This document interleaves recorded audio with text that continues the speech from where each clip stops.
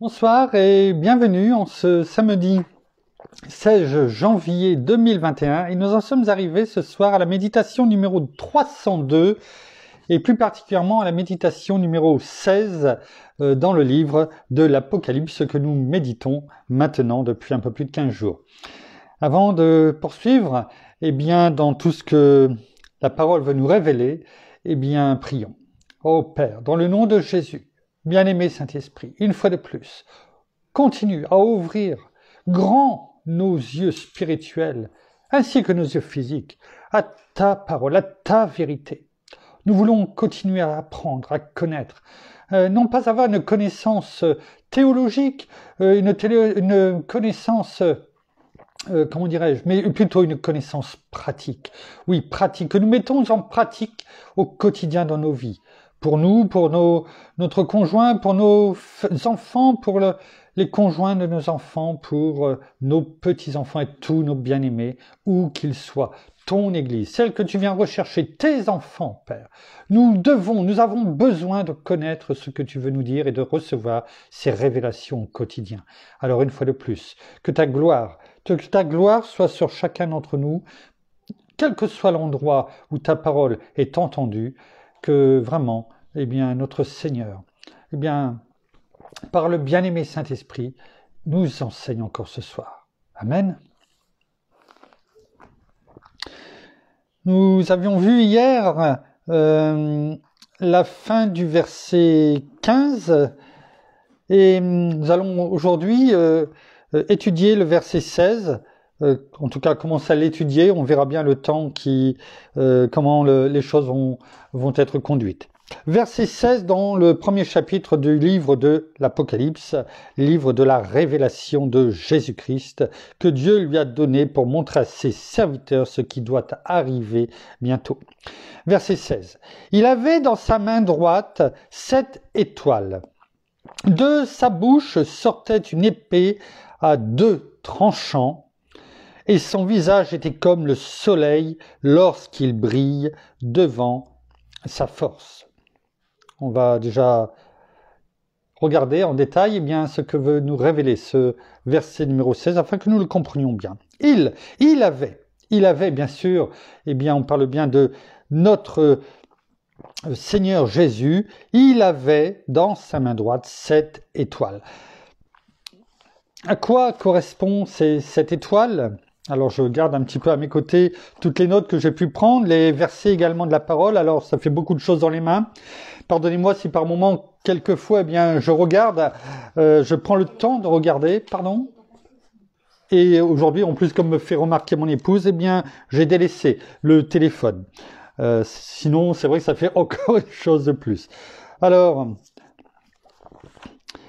donc, il avait dans sa main droite 7 étoiles. Alors, nous avions vu que notre Seigneur venait comme un juge, il avait tous les attributs, et nous avions été voir dans la parole, dans l'écriture, tout ce qu'il nous montrait.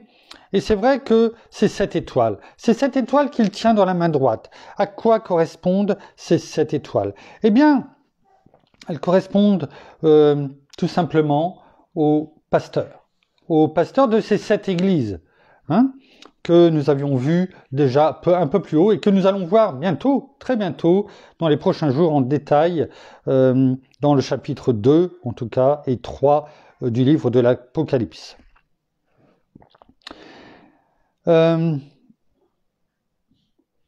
C'est vrai que plus loin, on verra, nous allons lire, alors peut-être pas aujourd'hui, mais sûrement demain, nous apprenons que ces 7 étoiles sont, comme il est écrit ici, les anges des 7 assemblées. Mais ce ne sont pas des anges en tant que tels, ce sont les anges dans le sens messager. C'est-à-dire là, les pasteurs. Ce sont ceux qui, à cause de la position qu'ils occupent, c'est-à-dire entre guillemets, en tant que responsables de l'Église, ceux qui sont aussi qui représentent les assemblées, l'Église, chacune des églises, les assemblées, devant Dieu. Ce que Dieu a mis en place, en tout cas, pour qu'ils partagent, pour qu'ils soient là pour apporter l'enseignement. Ils ont à faire quoi? Bien, tout comme chacun d'entre nous aussi aujourd'hui, on l'a déjà vu, à y répandre, à répandre au sein de chaque assemblée, eh bien, la lumière que Dieu leur a donnée.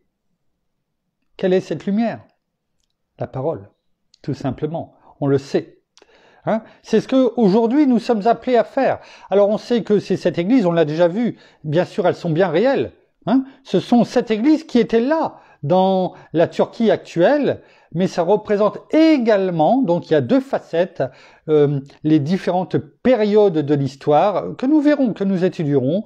Eh bien, les différentes périodes de l'histoire de l'Église, eh bien, une fois que la première Église s'est mise en place, en place, au moment où ensuite que notre Seigneur ait connu l'ascension jusqu'à, bien sûr, la dernière période, jusqu'au retour de notre Seigneur Jésus, son retour, son avènement.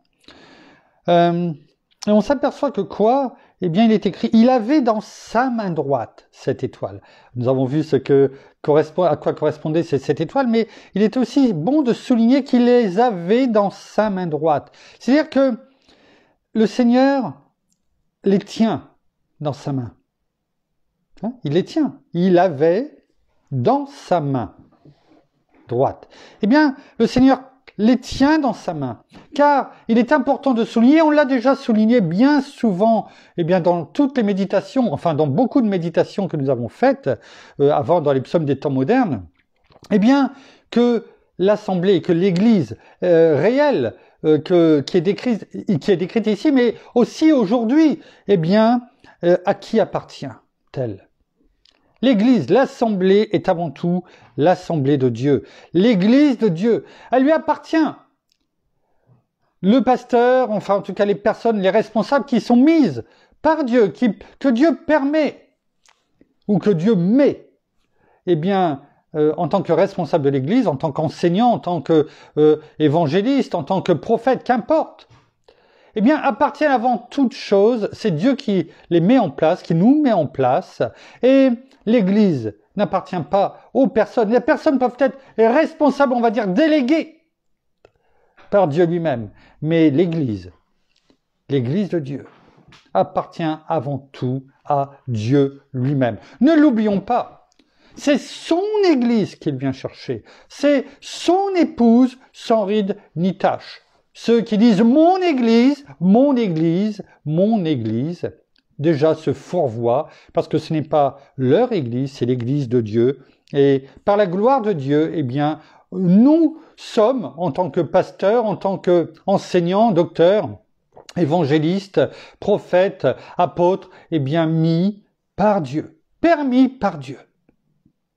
Ne l'oublions pas. Il est bon de ramener aussi les choses à leur juste valeur. Donc, l'Église, en tant que telle, eh bien, est dans sa main. C'est-à-dire qu'elle lui appartient et elle n'appartient pas à un homme. Si excellent soit-il, la parole, l'autorité, eh bien, dans l'Église, eh bien, c'est à Dieu qu'elle appartient.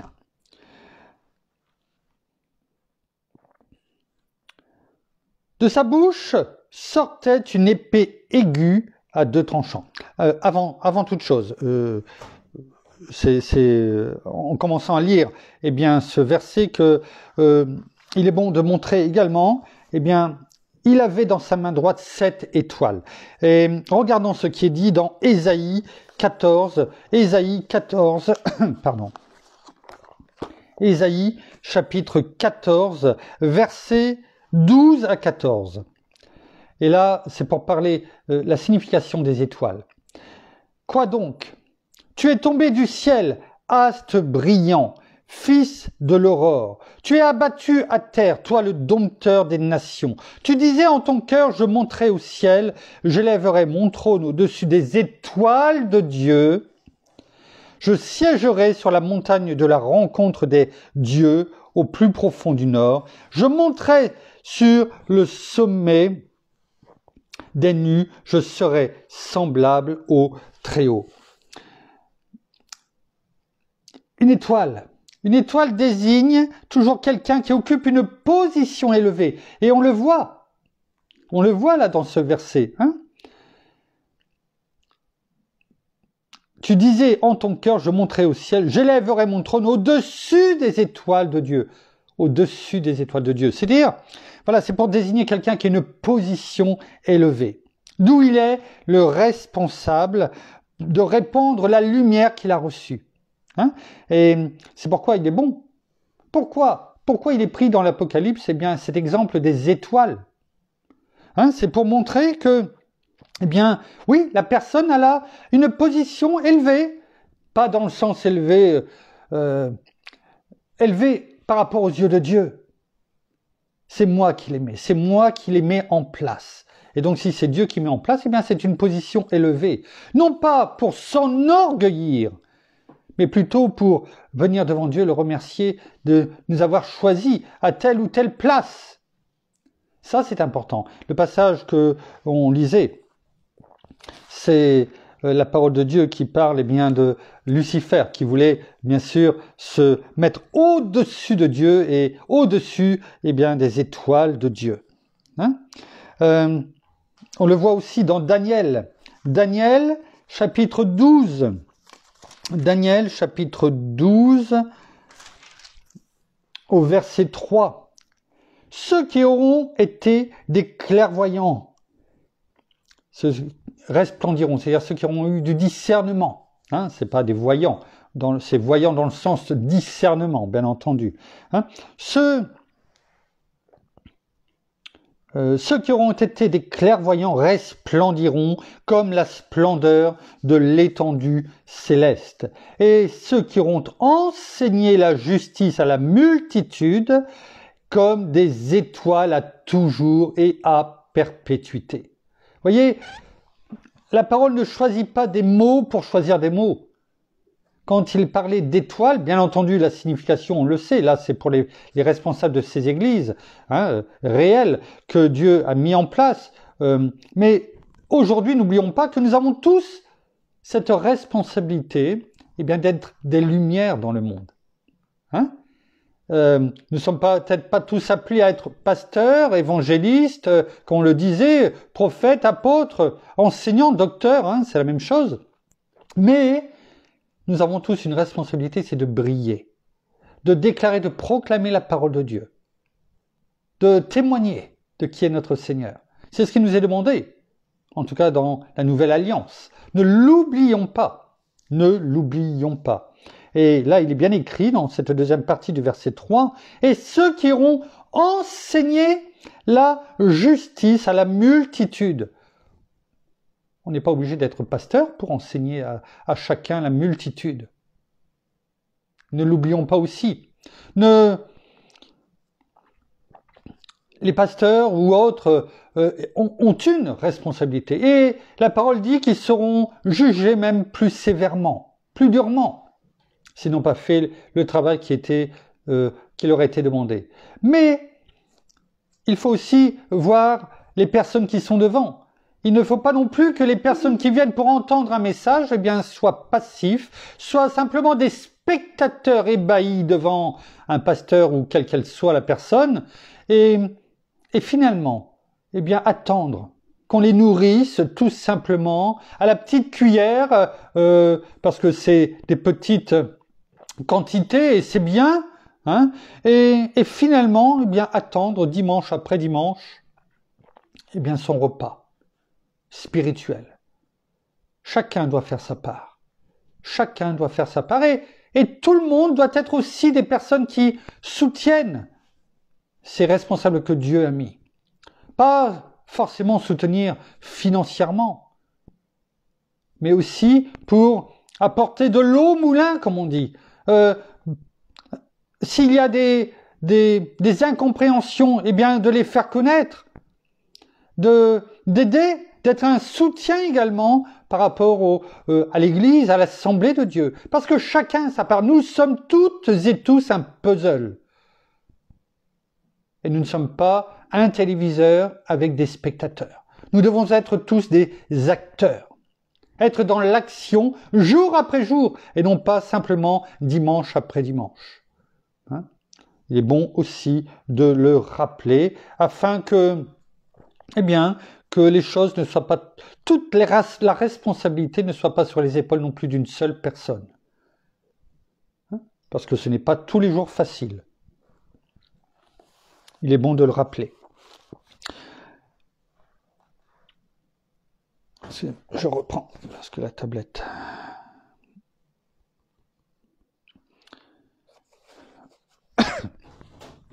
Nous revenons donc à la suite de de ce deuxième partie, de ce verset 16. De sa bouche sortait une épée aiguë à 2 tranchants.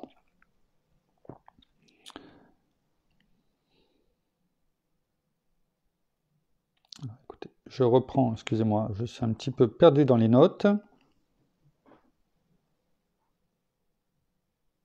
Voilà.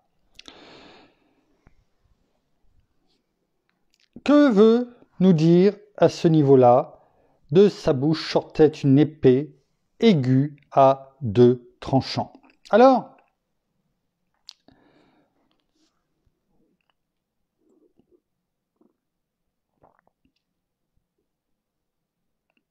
il y a une parole qui va toujours tout de suite faire tilt. Moi, quand j'ai lu ce verset, quand j'ai commencé à le méditer, la première parole qui m'est venue, eh bien, c'est celle que l'on voit dans Éphésiens.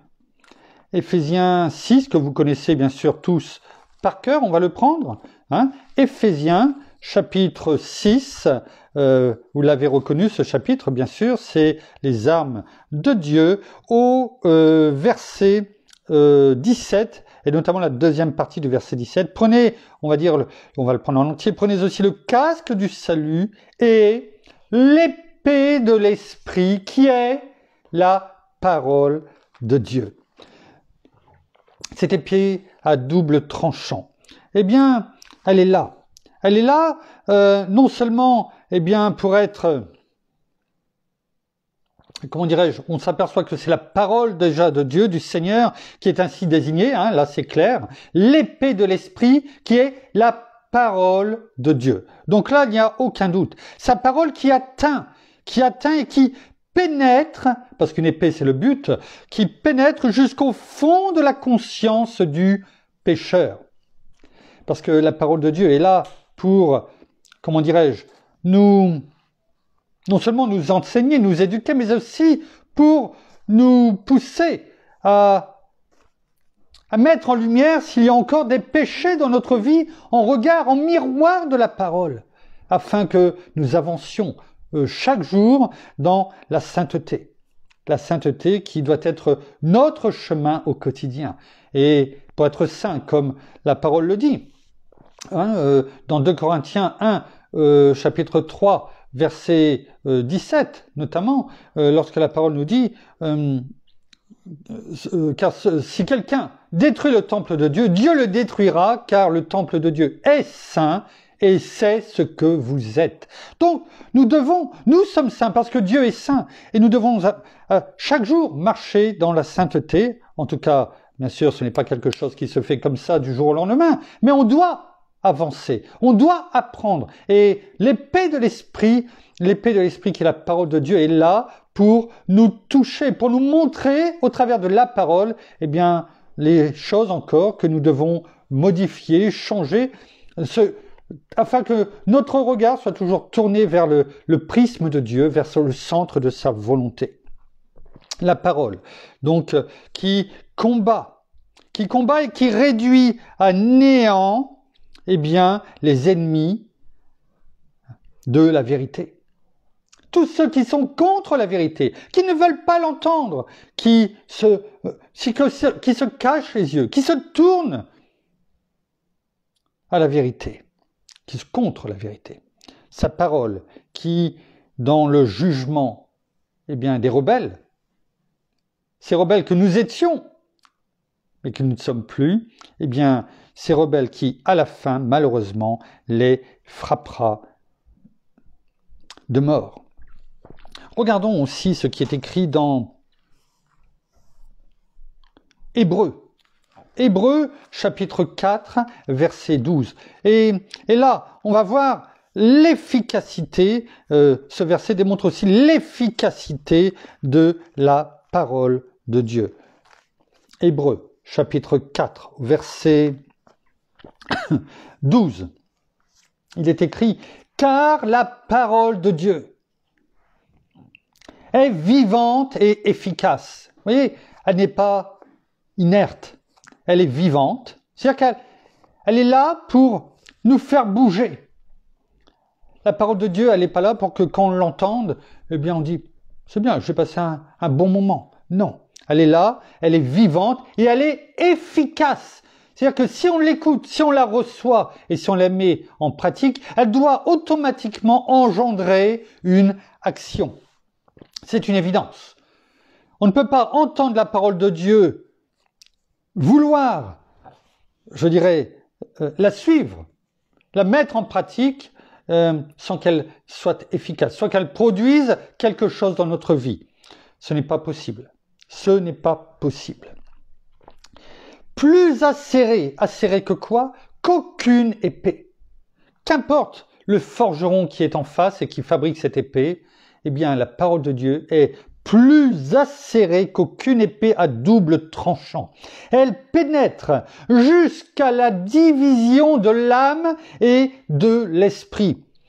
L'âme et l'esprit, ce combat que notre Seigneur Jésus on l'a médité dessus à Gethsémanée, on y revient souvent, et nous avons aussi régulièrement, nous n'aurons pas qu'un seul Gethsémanée, ne rêvons pas, mais à chaque fois que nous avons une tempête, un Gethsémanée à traverser, eh bien, nous devons avoir à nos côtés sur les tables de notre cœur, c'est pourquoi il est bon de méditer au quotidien, dans ce que l'on fait, dans votre culte personnel, mais aussi des versets que vous gravez sur les tables de votre cœur. Parce que au moment où vous traverserez un Gethsémanée, une tempête brutale, eh bien, vous pourrez utiliser la parole de Dieu, qui est comme cette épée à double tranchant, qui pénètre jusqu'à la division de l'âme et de l'esprit, ce combat que nous menons, tout comme notre Seigneur Jésus l'a mené à Gethsémanée, afin que ce que nous avons à faire, ce pourquoi Dieu nous a créés,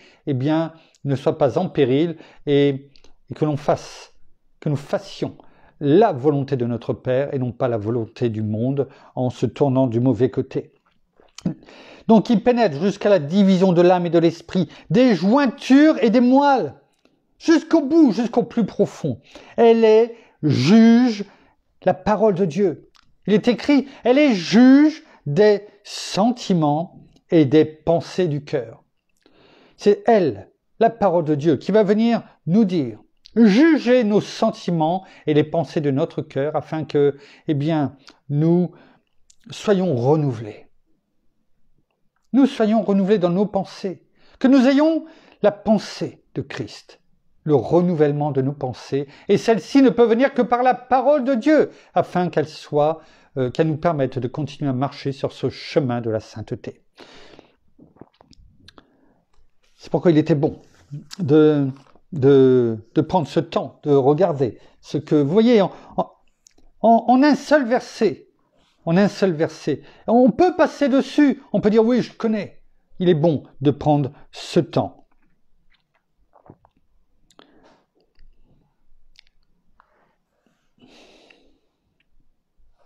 Je regarde si...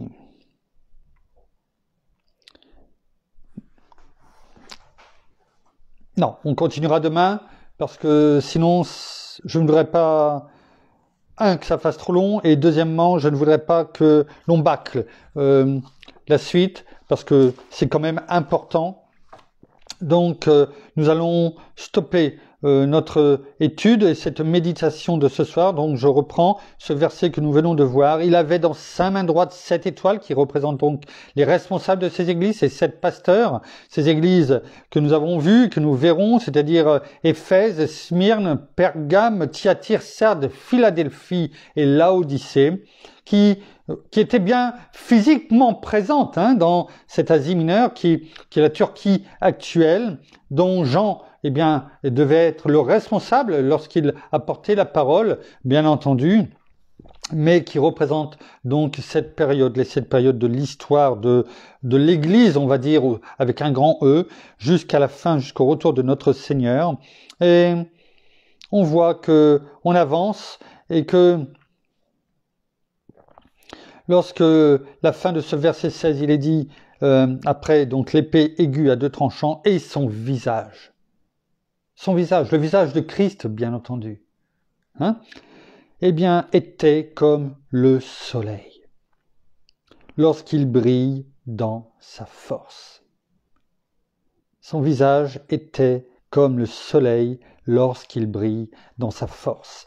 Cela devait être quelque chose, je pense, quand Jean qui le connaît, qu'il connaissait très bien notre Seigneur Jésus, et là il le voyait dans sa gloire.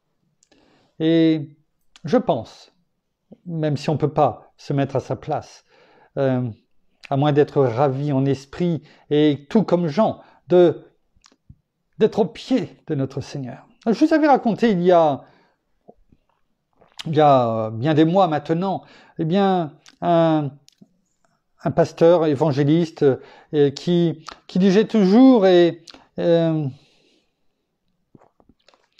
crois que c'était quand il parlait d'Élie, ou d'Ésaïe, si je me trompe pas, que, eh bien, il comprenait pas, en tout cas, il se moquait, entre guillemets, mais il le prenait comme pour un peureux, finalement. Parce que il disait, voilà, voir Dieu. Voir Dieu, voir notre Seigneur dans sa gloire. Il ne comprenait pas qu'il puisse être, tout comme Jean, on va le voir après, non, apeuré, tremblant, se courbant, tombant à terre, c'est ce qui va être dit après. Et il disait lui-même, eh bien, non, moi, si j'étais ravi en esprit, eh bien, je serais debout, je serais tellement heureux que voilà quoi, je lui sauterais presque au cou, vous savez, hein, tellement qu'on est heureux. Mais non, je ne serais pas en tout cas dans la crainte, non, pas du tout. Et puis un jour, eh bien, son vœu, si je puis m'exprimer ainsi, a été exercé. Est-ce que c'était un vœu? Je ne sais pas. Mais en tout cas, je pense que notre Seigneur, que Dieu lui-même a voulu, au travers de cela, lui montrer qu'il était peut-être un peu trop orgueilleux, à vouloir se placer au-dessus d'enfants de Dieu, choisis par Dieu, qui nous sont relayés aujourd'hui et relatés dans la parole, hein, c'est qu'il y avait une raison. Et lorsqu'il a été confronté, lui-même, ravi en esprit et aux pieds de notre Seigneur Jésus lui-même, eh bien, lui-même est tombé à genoux. Il n'osait même pas lever la tête. Tellement la gloire de notre Seigneur était grande, et combien il était tremblant de peur. Il comprenait ainsi ce que la parole relatait. La parole ne relate pas les choses pour notre bon plaisir. Elle relate les choses dans sa vérité. Vérité avec un grand V. Ce qui est relayé n'est pas exagéré. C'est la réalité. Ce n'est pas un conte ou une légende qui amplifie les choses pour faire peur aux enfants ou aux êtres humains dans son ensemble. C'est la réalité, c'est la vérité. La parole le dit, eh bien, il ne faut pas l'exagérer, il ne faut pas non plus l'amoindrir, il faut dire ce qu'elle est. Et ce jour-là, il a compris ce qu'était la gloire de notre Seigneur. Et plus jamais, il n'a été le même. Et il a compris ce qu'était que d'être en face de notre Seigneur.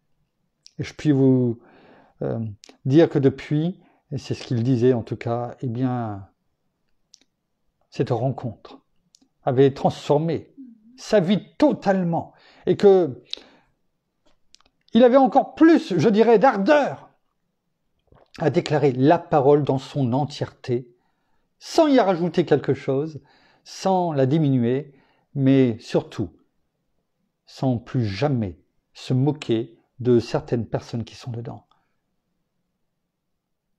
Nos frères et sœurs qui nous ont précédés, pour que aujourd'hui nous soyons bénéfices de la parole de Dieu. Alors, il est bon de prendre quelquefois le temps, tranquillement d'avancer. Alors certes, ça mettra le temps qu'il faut, mais qu'importe. Le principal, c'est que nos cœurs soient touchés. Que nous nous rappelions chaque jour, ce que notre bien-aimé Saint-Esprit, dans le nom de Jésus, nous enseigne.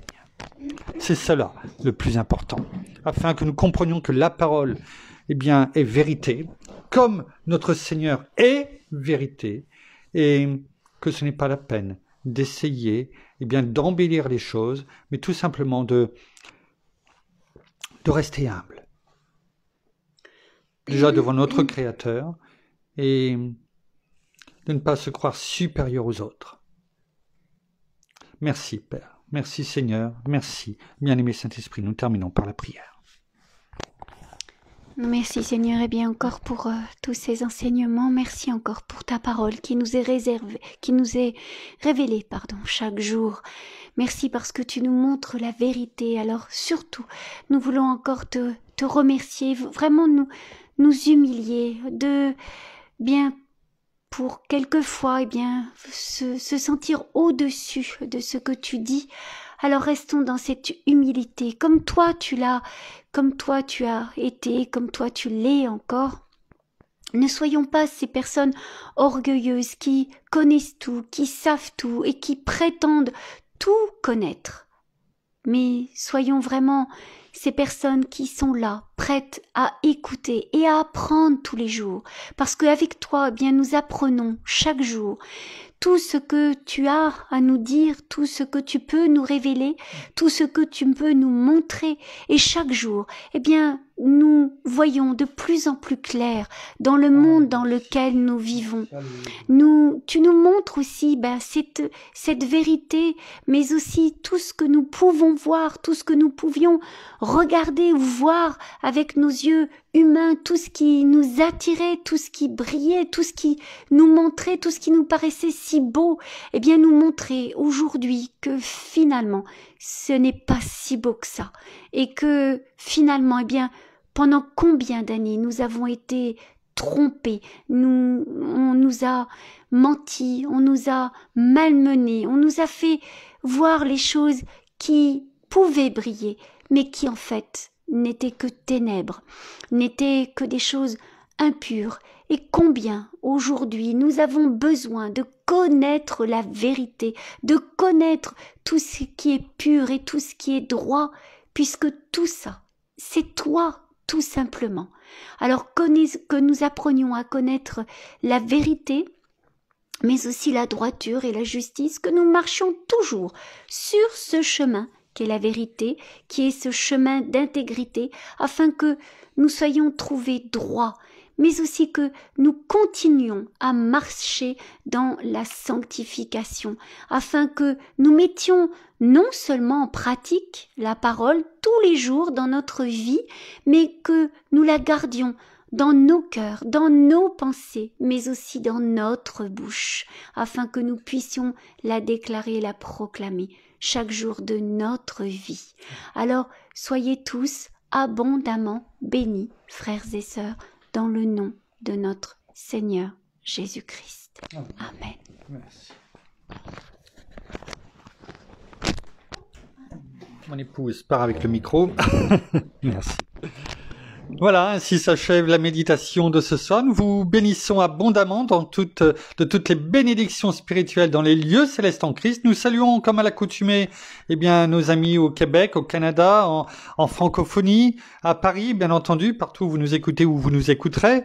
Nous vous donnons rendez-vous demain. Alors, demain, c'est dimanche, donc pas demain soir, bien sûr, mais demain, à partir de 11h45. Ce soir, nous vous enverrons le lien sur de la playlist donc pour les louanges de demain, que vous pourrez commencer à élever vos voix vers notre Père, notre Seigneur, notre bien-aimé Saint-Esprit à partir de 11h. Et en ce qui nous concerne, nous prendrons l'antenne à 11h45 parce que sinon, si on fait comme on faisait avant, eh bien nous serons bloqués par Facebook.